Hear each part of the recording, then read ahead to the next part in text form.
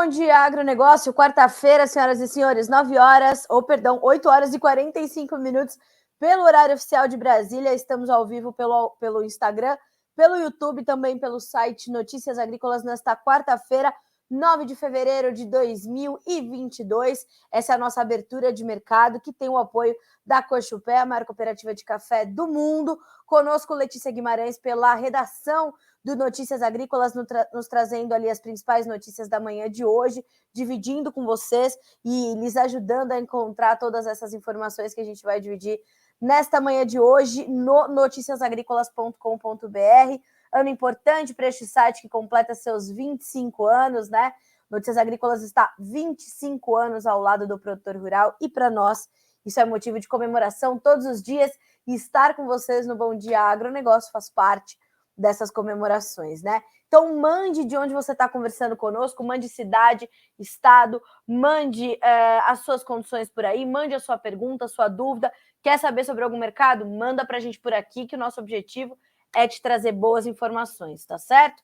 Bom, vamos começar, como sempre fazemos, pelo nosso andamento de preços. Na sequência, a gente vai para algumas notícias importantes da manhã de hoje, para então desdobrarmos os mercados, tá? E eu vou concluir hoje o Bom Dia Agro com grãos, soja e milho, principalmente, porque temos aí que dar uma olhadinha nas expectativas para o relatório do USDA, o Departamento de Agricultura dos Estados Unidos, que será divulgado nesta quarta-feira, às 14 horas, horário de Brasília. E enquanto estamos nós aqui conversando, precisamos lembrar que às 9 horas a Conab traz a sua nova estimativa para a safra brasileira de grãos.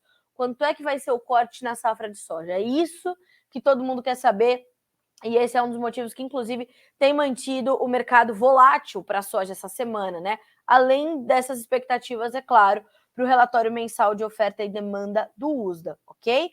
Então, vamos dar uma olhadinha nos preços. Hoje sobem soja e milho na Bolsa de Chicago. A soja tem 15 dólares e 81, com uma alta de 0,8%. O milho sobe 0,7% para valer 6 dólares e 36 centos por bushel no primeiro contrato. O trigo, 7 dólares e 75, uma perda de 0,4% agora. Ainda na Bolsa de Nova York, os futuros do farelo e do óleo, que mais tarde subiam forte, continuam operando em campo positivo, mas com ganhos mais tímidos.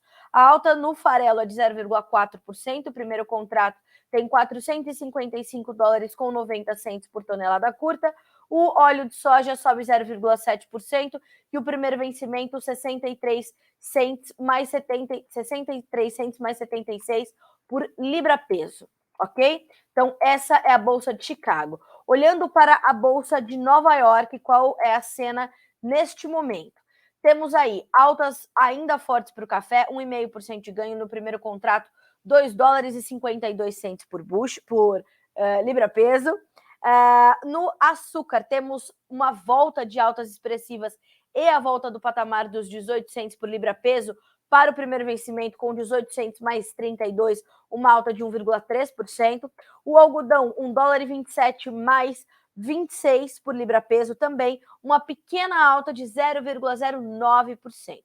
O petróleo, WTI, cai 0,5% para valer 88 dólares e 92 centos por barril.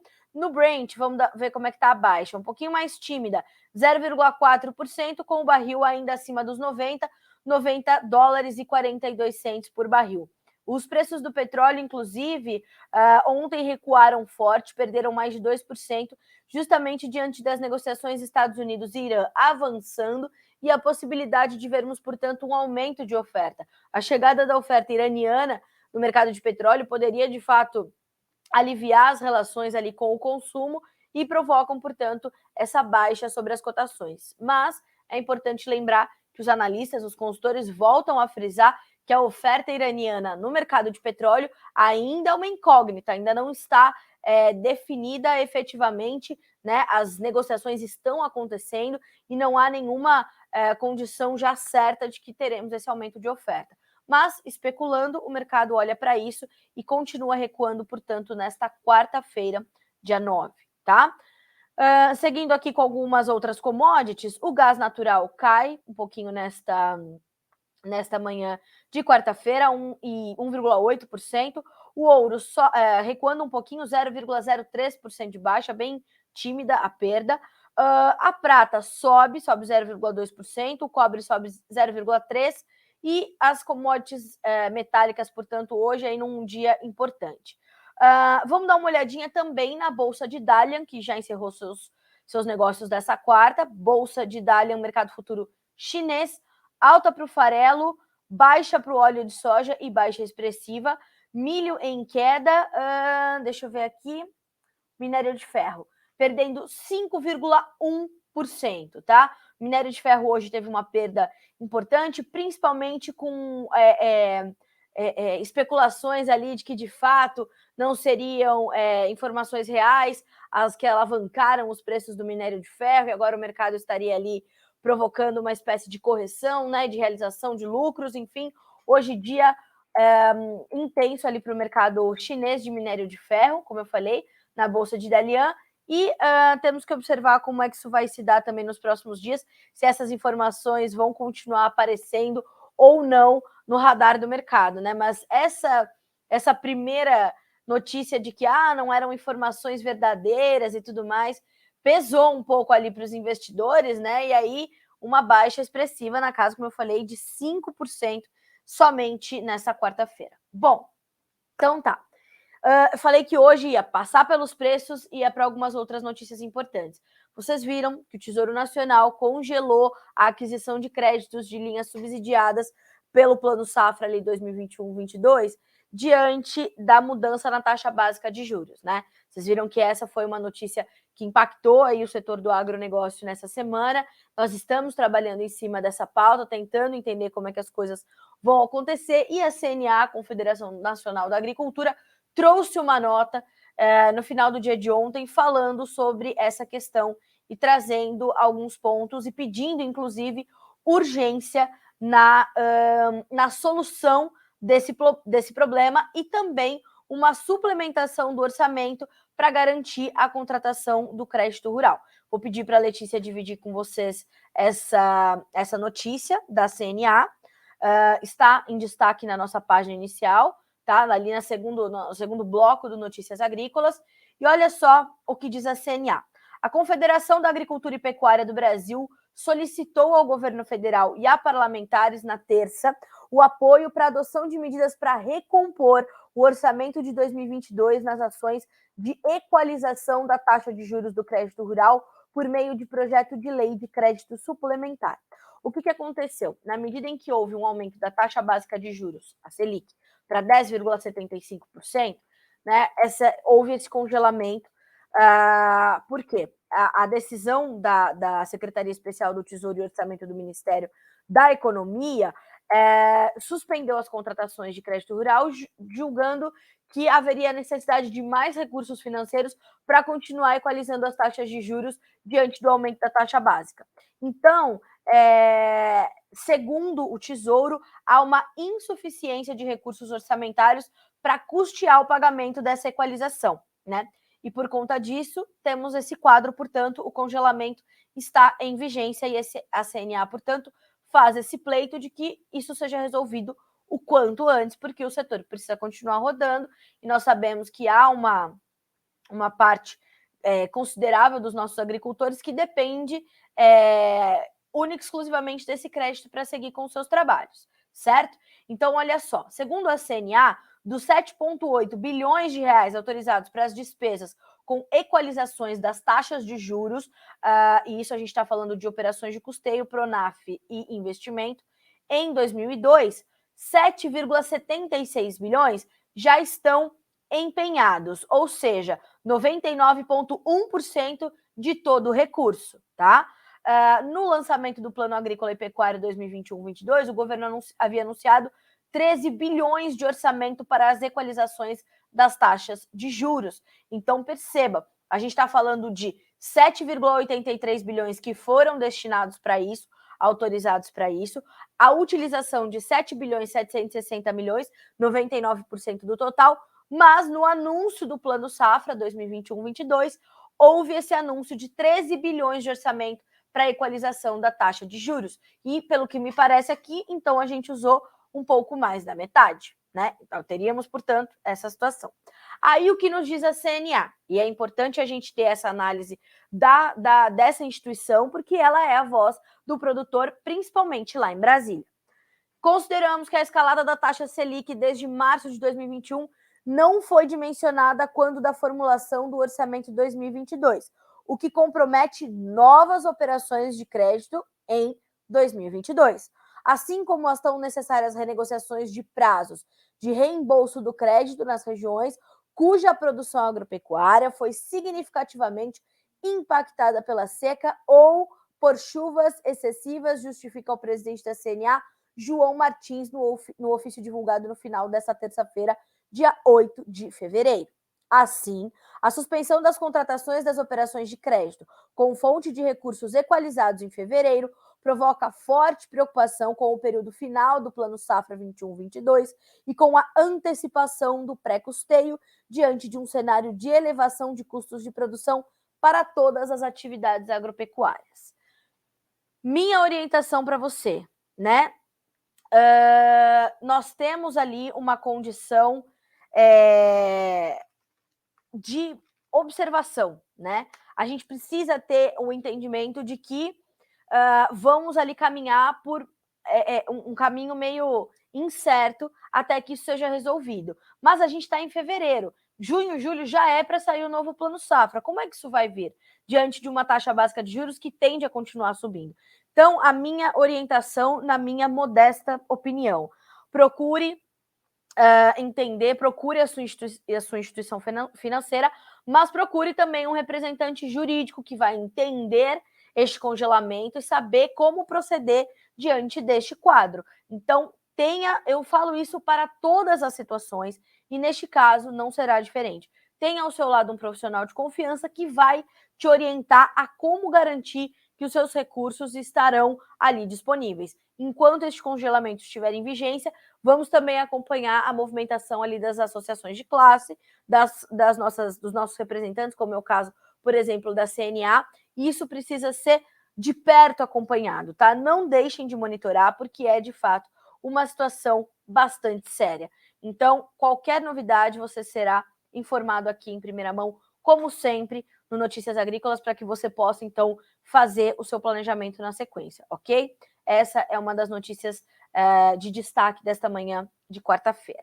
Agora sim, vamos falar um pouquinho sobre os nossos mercados e vamos entender algumas situações importantes aí que serão destaque nesta manhã, nesta quarta-feira, de uma forma geral. Primeira coisa, vamos olhar para o mercado de café, que volta a subir. Ontem subiu forte e volta a subir nessa quarta-feira, porque há uma preocupação ainda dos mercados com queda nos estoques da ICE, né, lá da Bolsa de Nova York, novos números da OIC, a oferta bastante restrita, tudo isso dando espaço para a continuidade dos ganhos. Neste momento, as cotações sobem mais de 1% na Bolsa de Nova York para o café arábica. O Conilon acompanha esses ganhos na Bolsa de Londres, e a gente está falando de um março com 2 dólares e 52 mais 70 por libra, todos os primeiros vencimentos ali acima dos 2 dólares e 50 por libra peso na Bolsa de Nova York. Isso se reflete em preços muito bons aqui para o cafeicultor brasileiro, tá? Mas que o cafeicultor brasileiro também está muito mais preocupado nesse momento com a oferta, com a condição do seu parque cafeeiro e se vai ter café para efetivamente participar desse bom momento do mercado. Já é sabido que aquele último número da Conab para a safra 22 não será alcançado, né, segundo os especialistas e os cafeicultores do Brasil. É um número meio fora da realidade diante de tudo que passou o café em 2020 e em 2021, e já é sabido que os melhores resultados e uma recuperação será apresentado só na safra 2023, caso tudo corra bem até lá. Então, neste momento, ainda temos um mercado com este viés altista bastante claro. E agora, o março, 2 dólares e 52 mais 70 por libra peso na Bolsa de Nova York. O maio, 2 dólares e 53 mais 35, sobe 1,6%, é quem lidera as altas aí nos principais contratos. O julho, 2 dólares e 51 mais 70 por libra, 1,4% de alta. E o setembro, 2 dólares e 46 mais 5 por libra peso. Então, fundamentos já conhecidos pelo mercado de café para essas altas. Subimos bem ontem, mais de 700 pontos. acompanha o mercado físico. Não se esqueça, aqui no Brasil seguem as referências ainda bastante elevadas. A gente está falando do mercado no tipo 6 bebida dura. Guaxupé, R$ 1.530. Poços de Caldas, R$ 1.490. Araguari, R$ 1.500. Varginha, R$ 1.535. Campos Gerais, R$ 1.547. Franca, São Paulo, R$ 1.530. Olhando para o cereja descascado, R$ 1.620 para Guaxupé, R$ 1.570 para Poços de Caldas, R$ 1.610 por saca para Varginha e Campos Gerais, R$ 1.607. Preços, como eu venho falando já há bastante tempo aqui, historicamente altos para o café brasileiro, tá? E para o café de uma forma geral, porque há problemas não só de oferta no Brasil, mas esses problemas, eles são registrados, senhoras e senhores, em todas as principais origens produtoras de café. Todo mundo que faz café nesse momento está sofrendo com algum problema, tá? Então isso é muito grave, isso é muito sério, isso se reflete naturalmente nos preços, né? Não dá para ser diferente, como eu sempre digo aqui, o que é o preço? É o encontro das curvas da oferta com a demanda. E nesse momento, ela está bastante ajustada, né? Essa relação, a curva vai se encontrar lá em cima, os preços seguem elevados, portanto, ok? O mesmo se dá para o mercado do açúcar. A diferença é que nos últimos dias a gente viu o mercado sentir um pouco mais da pressão vinda do petróleo, né? O petróleo e o açúcar são mercados muito correlatos, a relação entre ambos é muito estreita, muito forte, e nós vimos isso acontecer. Mas ontem, o mercado do petróleo cedeu agressivamente e o mercado do açúcar ignorou as baixas do mercado do petróleo e voltou a subir diante dos seus próprios fundamentos, né? Então, ontem fechou com alta forte, não só na Bolsa de Nova York, mas também na Bolsa de Londres, acima dos 1.800 por libra-peso na Bolsa Americana, no primeiro contrato, né, com 1.814, com 1.808, chegando na máxima da sessão aos 18,14, e hoje volta a atuar perto disso, né? Olha só o que dizem os analistas de mercado. Negociantes disseram que os preços de energia mais fracos podem levar a um maior uso da cana-de-açúcar para produzir açúcar em vez de etanol biocombustível. É esse o fiel da balança. Como é que as coisas vão se dar a partir daí, né? Então, estamos acompanhando. Essa definição do mix pelas usinas vai ser determinante para a gente entender não só o andamento dos preços do açúcar, mas também dos preços do etanol. O Jonathan Simeão, nosso especialista aqui em setor sucroenergético, ele tem trazido levantamentos muito, muito pertinentes sobre o andamento do preço dos combustíveis. E isso tudo passa por problemas políticos também aqui no Brasil, falando de Brasil especificamente. Nós sabemos que a demanda por biocombustíveis é muito forte, não só o etanol de cana-de-açúcar, mas o etanol de milho também, por exemplo. Por isso que o milho dá boa margem de esmagamento aqui no Brasil. Nos Estados Unidos nem se fala, onde 1/3 da produção do milho vai para a produção de etanol. Então, a gente está falando de um mercado que está aí redefinindo as suas trajetórias. Um outro destaque quando a gente fala sobre cana-de-açúcar e esse setor de uma forma geral. A crise dos insumos que já começou em 2021 e a gente já sabia que ia se estender até 2022. Com essa situação da Rússia, da Bielorrússia, da onde vão essas tensões geopolíticas todas terminar, no meio disso tudo está a questão do nitrato de amônio. E nós importamos muito nitrato de amônio da Rússia. Então, desde que as exportações foram suspensas pela Rússia, o setor canavieiro acendeu um alerta enorme já na luz vermelha, porque o Brasil é bastante dependente da importação não só de fertilizantes, mas também de defensivos, e, portanto, todo esse quadro geopolítico extremamente frágil, né, a qualquer momento, está tudo em brasa, jogou um trisco, pega fogo, né? Então, isso tudo traz uma preocupação muito grave para o mercado de insumos, fertilizantes e defensivos em especial. E quando a gente fala do nitrato de amônio, em 2021 nós importamos 99% do nosso nitrato da Rússia, né? E a Rússia suspendeu as exportações. Falou, chegou, né?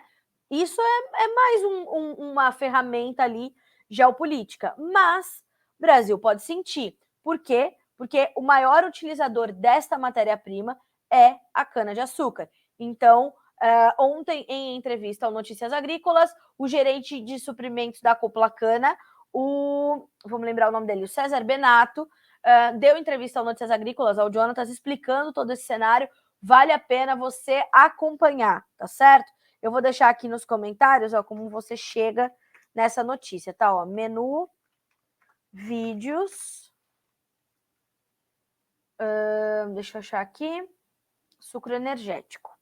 E vai procurar pelo vídeo do César Benato, tá?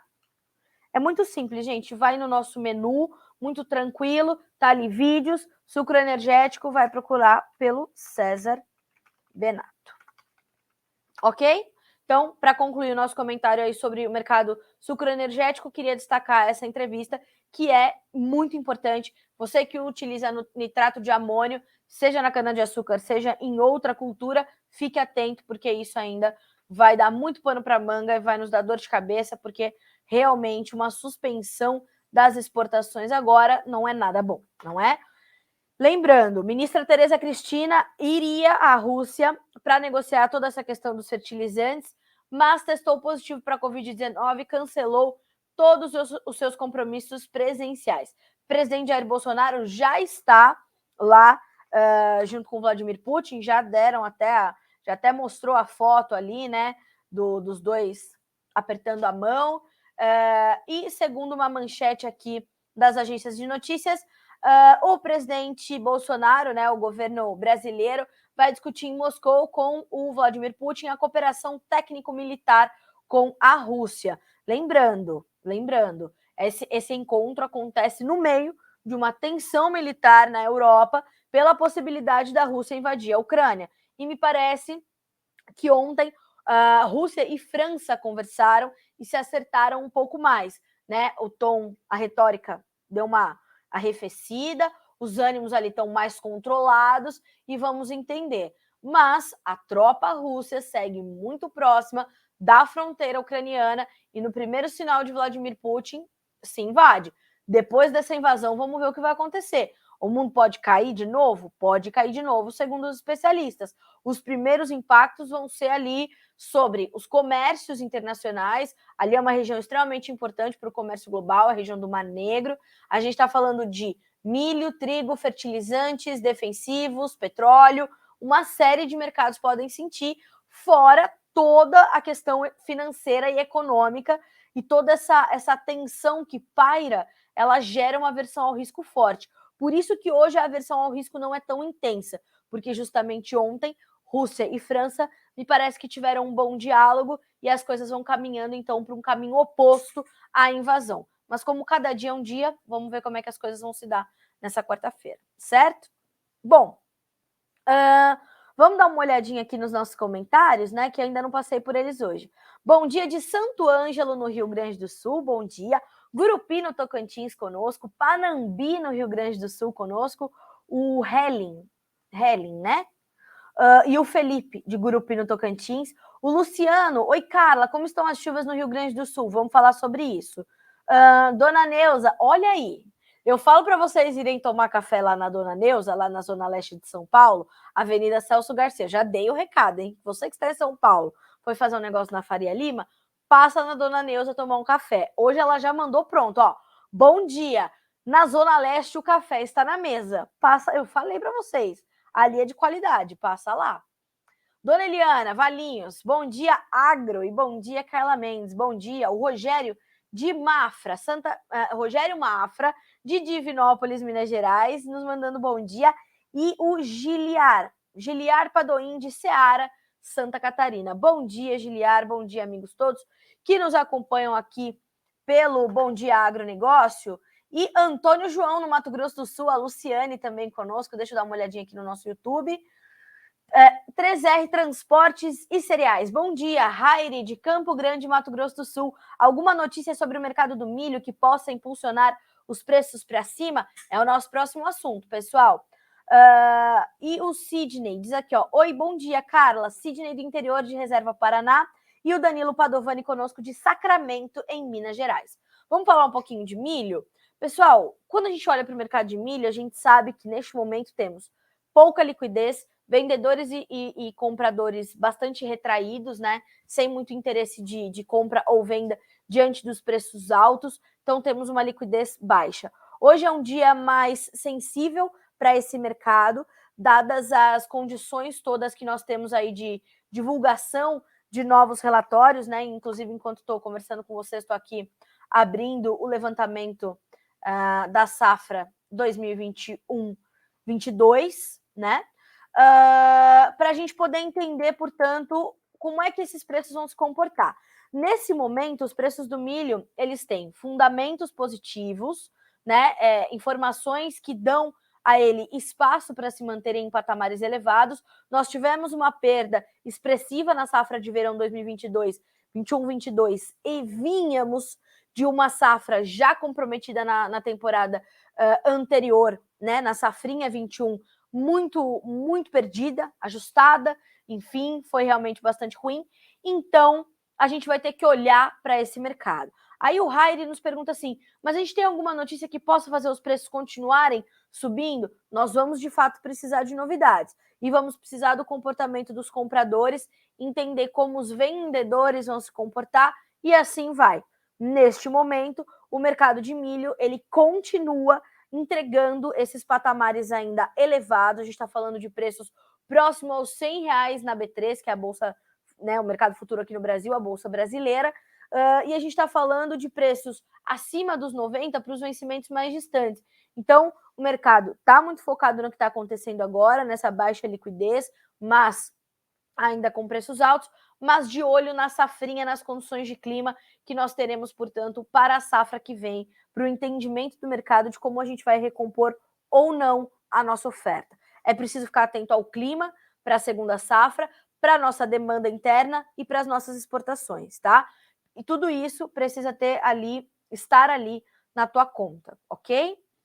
Já, então, temos os números da Conab sendo divulgados, certo? Perdão, hein, pessoal? Perdão.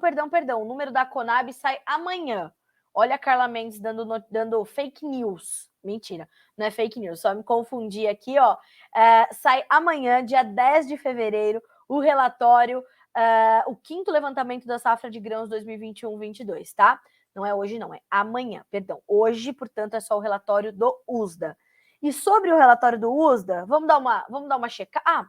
Vamos só ver como é que estão os preços da B3, antes da gente falar das expectativas para o relatório do USDA.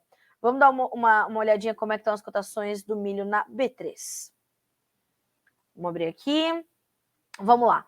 Nesse momento, a gente tem alta para praticamente todos os contratos, a exceção é o julho. Então, perceba, o março, R$ 98,91, uma alta de 0,2%. O maio, R$ 96,76, 0,3% de alta. O julho cai um pouquinho, 0,3%, para valer R$ 91,34. E o setembro, R$ 91,05. Eu vou puxar mais uma informação aqui, para a gente ver quais são as perspectivas para o mercado do milho. Eu vou ver se eu consigo essa informação para vocês aqui. Deixa eu abrir aqui. Ver se eu consigo.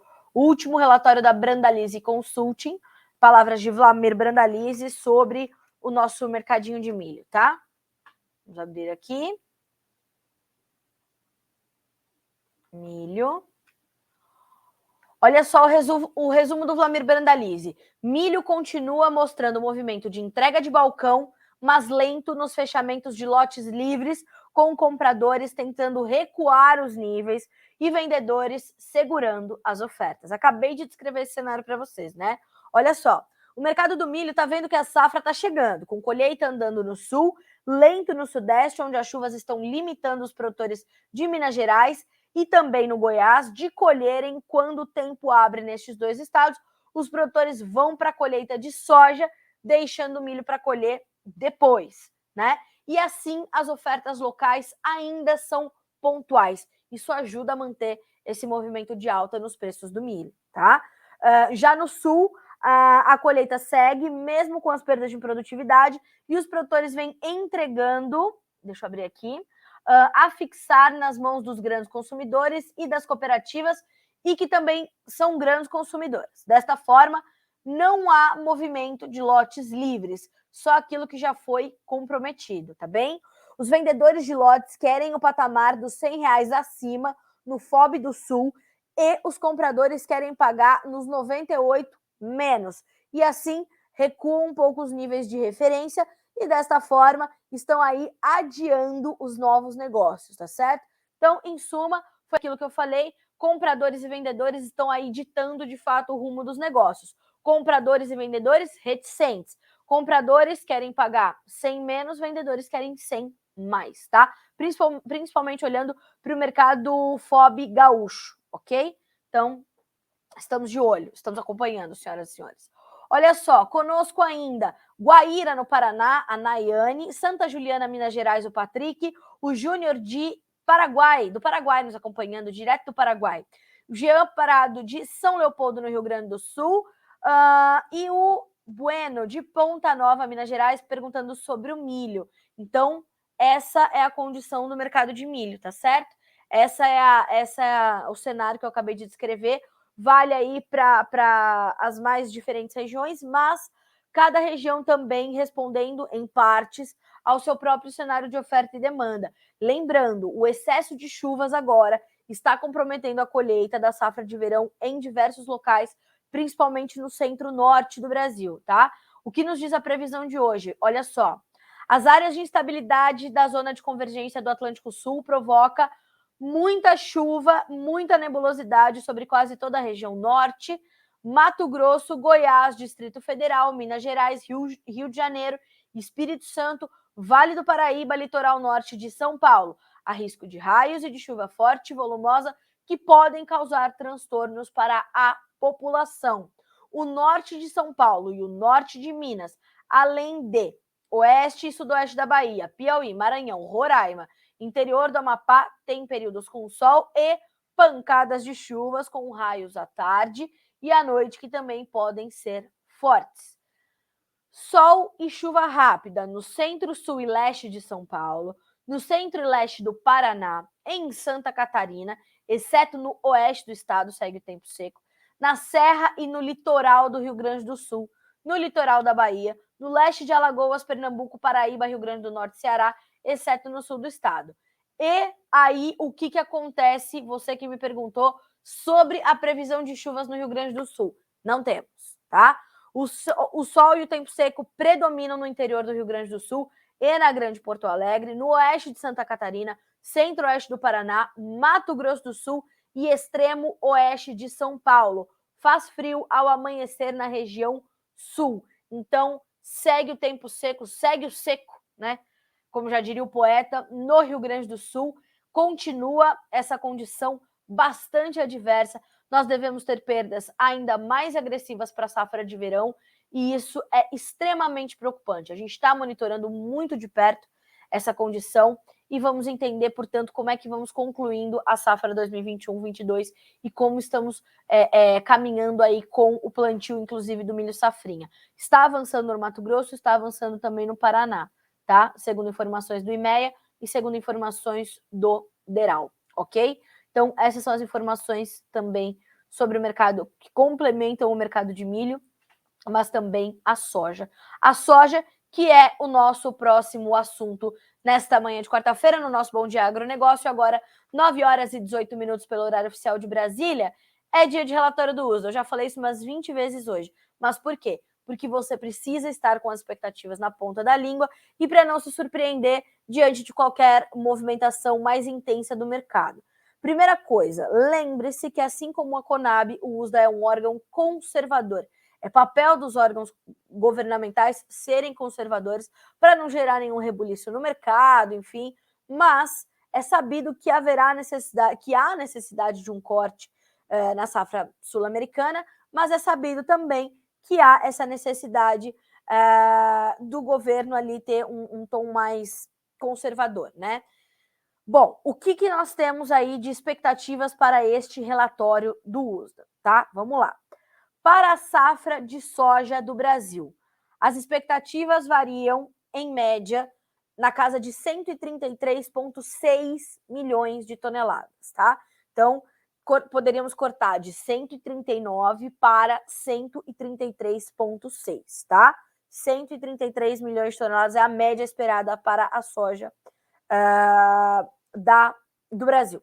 Para a Argentina, a média é de 44 milhões de toneladas. Em janeiro, a safra argentina veio estimada em 46 milhões e meio. Então, teríamos 1 milhão e meio de corte para a Argentina, 3 milhões de corte, 6 milhões de corte para o Brasil, caso a média das expectativas se confirme, tá?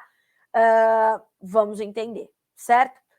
Para o milho, o que a gente espera para as safras da América do Sul? 51 milhões para a Argentina, contra 54 milhões estimadas em janeiro. Para o milho, 113,6 milhões contra 115 milhões. Lembrando que o USDA contabiliza safra e safrinha, naturalmente. Então, senhoras e senhores, vejam que esses são números muito mais elevados do que os observados do que os trazidos nos últimos dias pelas consultorias privadas e diante do reporte dos produtores que nós temos colhido aí no Brasil inteiro.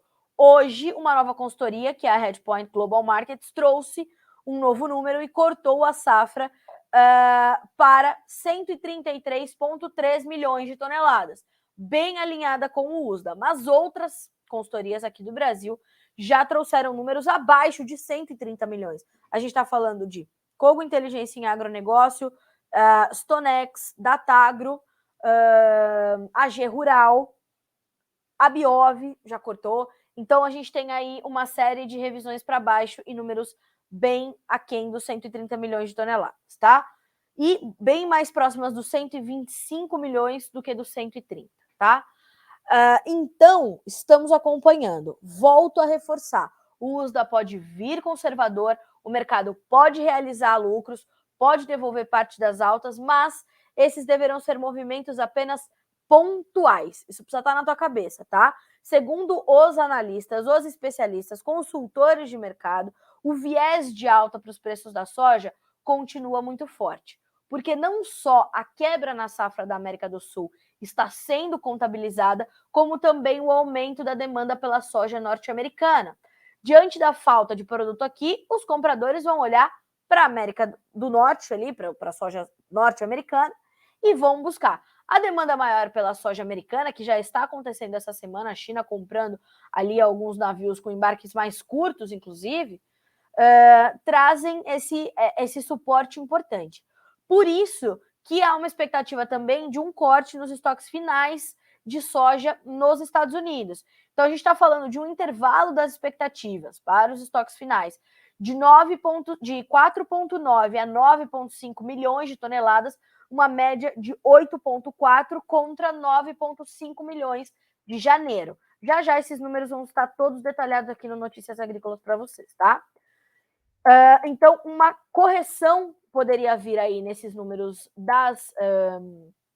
dos estoques americanos, justamente por uma necessidade maior de consumo desses estoques, que já são estoques baixos, diante dessa necessidade que vai se transferir da América do Sul para os Estados Unidos nessa demanda por soja, com os Estados Unidos tendo mais soja disponível e também apresentando uma competitividade maior diante de preços mais baixos, ok? Estoques finais do milho, podendo variar entre 36 e 39,6 milhões de toneladas, com uma média de 38,4 e um recuo, se confirmar essa média das expectativas em relação a janeiro, que eram 39,1 milhões de toneladas, ok? Então, temos essa situação. Redução esperada para estoques finais de soja e milho dos Estados Unidos, redução esperada para safras de soja e milho de Brasil e Argentina, vamos olhar também Paraguai, vamos olhar as importações chinesas e se serão revisados ou não para cima já os números das exportações norte-americanas. Segundo Eduardo Vanin, analista de mercado da Agriinvest Commodities, nós poderíamos ter um aumento do programa de exportação americana, justamente diante dessa necessidade maior do mercado de comprar soja nos Estados Unidos frente à baixa disponibilidade por aqui. Então, segundo a Agrinvest, nós poderíamos ver as exportações americanas de soja, hoje estimadas em 55,8 milhões de toneladas, podendo chegar a 59 milhões de toneladas. Vamos ver se o mercado, né, vai confirmar esse reajuste do USDA por aqui, né, no seu boletim, com justamente essa estimativa maior para as exportações norte-americanas de soja na temporada 2021-22. Vamos ver como é que vão vir os números da China também, né? Produção, exportação, estoques finais, também para o milho, porque a China está caminhando para uma importação recorde de milho, então isso também precisa ser acompanhado, tá? Vamos ver se os números do USDA mudam ou o que eles vão mostrar. Então, atenção também a estes números. E, enfim, como eu falei, já todas essas expectativas estarão disponíveis para vocês aqui no Notícias Agrícolas, para que às 14 horas, horário de Brasília, você possa acompanhar a divulgação desses números aqui, como sempre, em primeiríssima mão, ok? Já traduzidos de milhões de bushels para milhões de toneladas, com as expectativas ali também alocadas ali para você fazer a comparação. E volto a dizer, se o mercado reagir muito agressivamente, não se assuste. Dias de relatório do USDA são assim mesmo. Aí vamos ver qual vai ser o teor do relatório. A não ser que ele venha completamente discrepante de tudo aquilo que o mercado espera, para desenhar uma nova tendência de preços para o mercado em Chicago, que consequentemente vai impactar nos nossos mercados aqui. O nosso mercado de soja, ele continua, assim como no caso do milho, também caminhando com passos largos e segue girando na casa dos R$200.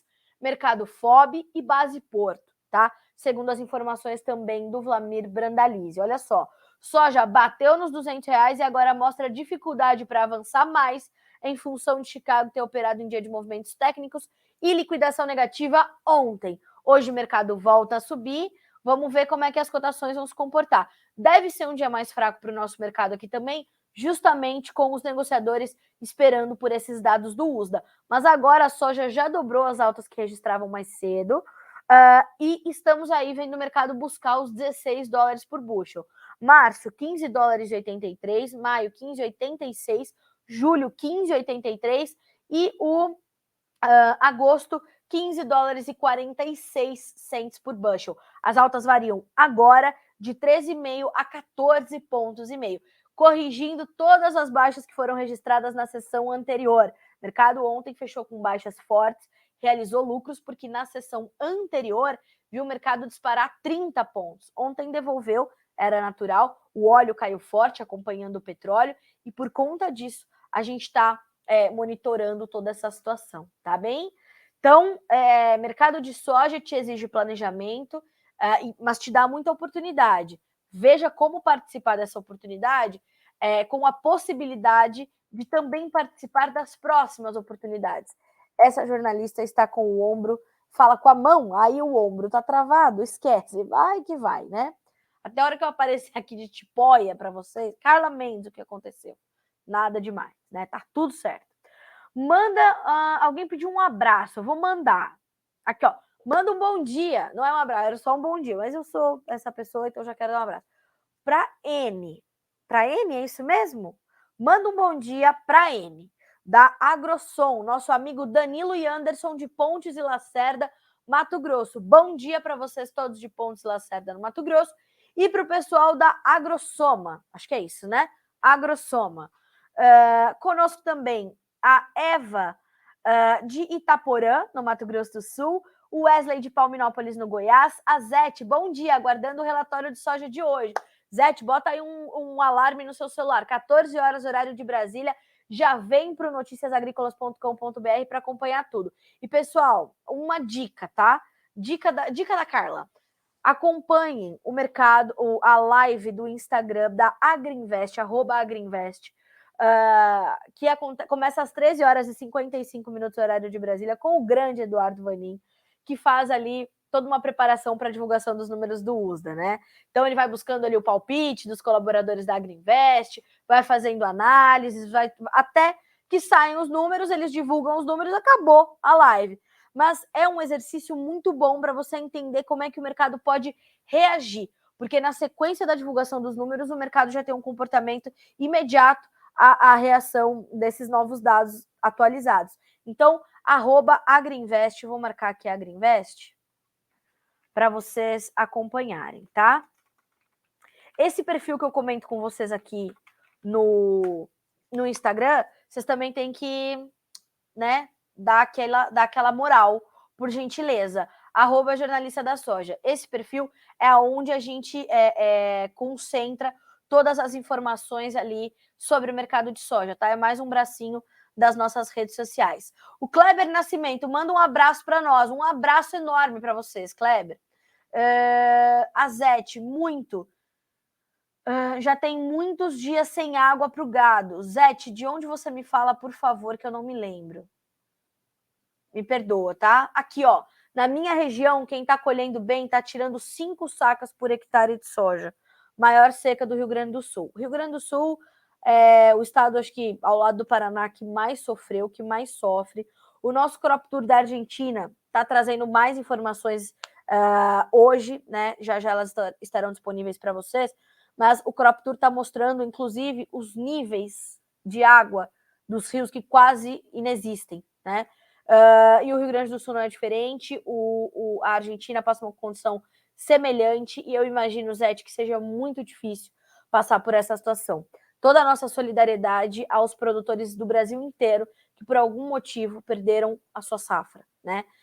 A gente traz aqui as boas notícias, fala sobre os preços, fala sobre tudo isso, mas eu quero muito que vocês tenham em mente que o nosso time, aqui no Notícias Agrícolas, leva a vocês, de fato, todas as melhores energias possíveis. A gente torce para que as condições climáticas se adequem às necessidades de vocês. A gente se entristece quando a gente tem que dar notícias como essa de 5 sacas por hectare num estado que chegou à safra anterior a ser o segundo maior produtor de soja do Brasil, ou na anterior, me perdoem, salvo engano. Então, assim, a gente está falando de uma condição muito severa, né? Então, mas nem só de boas notícias se faz o jornalismo, né? Infelizmente. E a gente vai continuar noticiando essas situações para que, inclusive, isso chegue ao mercado internacional, chegue aos traders lá fora, às consultorias, porque o nosso objetivo é justamente esse, levar a realidade da safra brasileira, né?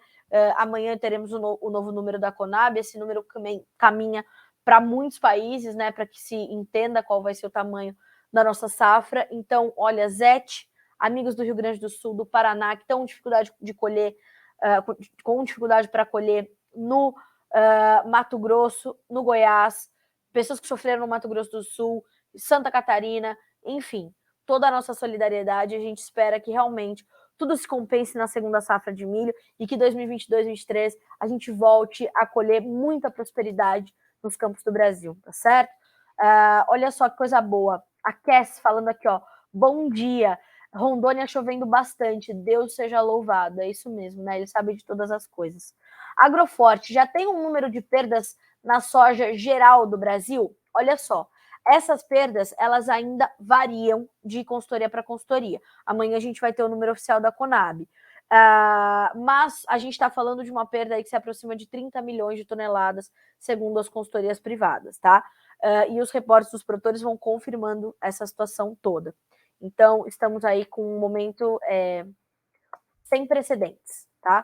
Quando a gente fala das perdas no Brasil, perdas para a América do Sul que se aproximam de 40 milhões de toneladas. A gente está falando de uma perda na oferta global de soja de 10% na temporada 2021-22, tá? A gente está falando de perdas muito graves. Amanhã, às 10 horas, horário de Brasília, tem Matheus Pereira e a Pátria Agronegócio. Vou botar a Pátria aqui também. Pátria, que já não vou me lembrar o arroba dele direitinho, mas eu acho que é pátria.gr.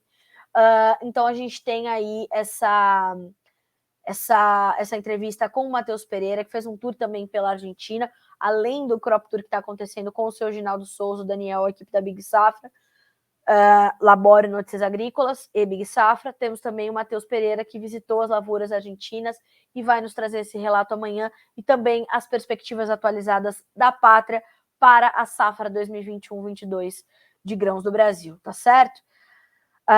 Como o Kleber falou, né, Deus os ajude, é uma triste notícia, é isso mesmo, Kleber, mas estaremos juntos, e a resiliência do produtor brasileiro, ela é bastante louvável, né? E é sabido, o produtor, quando ele decide ser produtor, ele sabe que ele vai enfrentar variáveis que ele não pode controlar, mas mesmo assim a gente está aqui, né? Firme e vigilante para que vocês, com informações, possam tomar as melhores decisões possíveis, ok? Antes da gente terminar, vamos dar uma passadinha aqui nas nossas notícias. 9 horas e 35 minutos. Dólar cai ante real após dados de varejo e inflação. IPCA já saiu, subiu 0,54% em janeiro, segundo dados do IBGE. As duas notícias já estão disponíveis para você aqui. Mercado de café, açúcar e soja já abertos para vocês. Já tem abertura de milho também. Brasil Agro tem receita recorde e atinge lucro líquido de 407 milhões de reais no semestre. Falamos da Redpoint, cortando a estimativa para a safra, falamos da CNA pedindo urgência na questão do crédito rural, e Petrobras recebe confirmação na nota de crédito pela Fitch, veio negativa, hein? A Petrobras informa que a agência de classificação de risco Fitch reafirmou sua nota de crédito em BB-, com perspectiva negativa, acompanhando a nota do Brasil. A nota de crédito standalone foi também reafirmada em BBB, 4 níveis acima do país. A agência considera que os ratings da Petrobras estão ligados aos do soberano, dada a importância estratégica da companhia para o país e o controle do governo. A Fitch considera que a nota reflete a estrutura de capital da companhia, a tendência de crescimento de produção e os níveis declinantes da dívida. A nota chamada de stand-alone, ok? Também já disponível para você essa notícia. Morre o engenheiro agrônomo Enéas Salati. Acabamos de receber essa nota de falecimento. Morreu aos 88 anos o engenheiro agrônomo Enéas Salati, que ficou conhecido por um estudo realizado nos anos 70, um dos mais importantes, que revelou os rios voadores que migram da Amazônia para a região sudeste. A pesquisa demonstrou que moléculas de água vindas do Oceano Atlântico e precipitadas sobre a floresta amazônica ao serem evaporadas voltam em forma de chuvas na região, e que essa enorme massa de ar se desloca no sentido dos Andes em direção ao sudeste. O senhor Salati, né, o doutor Salati, que vai fazer uma falta enorme, né, para nossa pesquisa, para nossa ciência. Ele era, né, natural de Capivari, no interior de São Paulo. Ele se formou, né, não surpreendentemente, na ESALQ, na Escola Superior de Agricultura Luiz de Queiroz, da Universidade de São Paulo, ESALQ USP, uma das mais renomadas escolas de agronomia do mundo, em 1955, onde também obteve o título de doutor e a livre docência. Ele foi diretor do Centro de Energia Nuclear na Agricultura, do Instituto de Física e Química da USP e do Instituto Nacional de Pesquisas da Amazônia. Ele também foi diretor técnico da Fundação Brasileira para o Desenvolvimento Sustentável, além de trabalhar no Banco Mundial e Internacional, entre outros títulos e cargos que ocupou. Ele teve 146 trabalhos publicados, ele orientou 6 dissertações de mestrado e 7 teses de doutorado. Nos deixa, então, aos 88 anos, o doutor e engenheiro agrônomo Enéas Salati, pai do projeto da pesquisa que nos mostrou os rios voadores lá da floresta amazônica.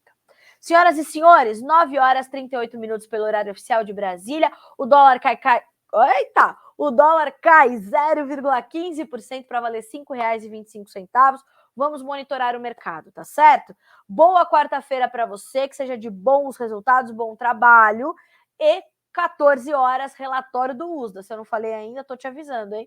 14 horas tem relatório do USDA, a gente te espera aqui e a gente volta a se encontrar amanhã no Bom Dia Agronegócio. Notícias Agrícolas, 25 anos ao lado do produtor rural.